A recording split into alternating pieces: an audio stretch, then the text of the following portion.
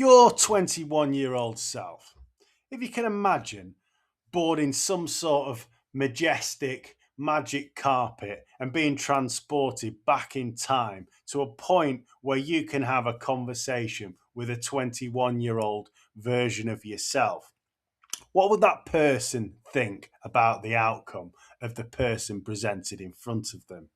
They probably have a few doubts and concerns, and obviously a few suggestions.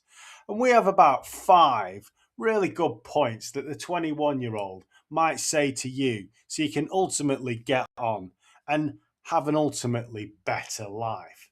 The first point they'd say is to stop overthinking things.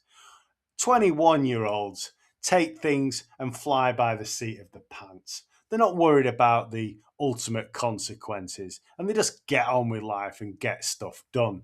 Whereas when you get a little bit more mature, you start thinking about the negatives, and this can draw you back from actually even doing anything. A follow on from that is to not automatically say no. When you're 21 years old, you often say yes to loads of different things, even if they might not be particularly great with a fantastic outcome. But the automatic suggestion of no means you pretty much don't do anything and your life just continues in the same format as it's done for the last decade or something like that. The next point the 21-year-old might say is that you've now got a load of wisdom, knowledge, and loads of experience, loads of amusing jokes that you can throw into certain situations and come across as being quite clever. You should use these and embrace them, and you can ultimately make more of an impact and get on with your life in a more positive direction. The fourth point the 21-year-old might say is to do things that are slightly embarrassing.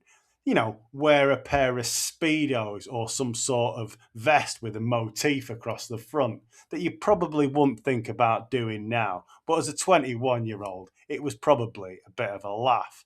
If you're willing to do these things that are a little bit more uncomfortable, ultimately you can progress and things in life don't seem too bad.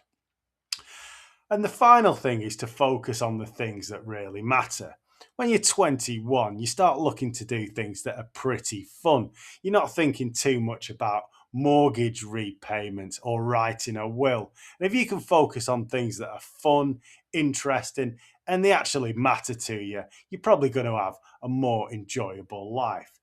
So, to just go over those 5 points again: stop overthinking things, don't have no as an automatic answer, use the skills and abilities that you already have and use them to your advantage, do some slightly embarrassing, awkward things and just have a bit of a laugh and focus on the things that really matter.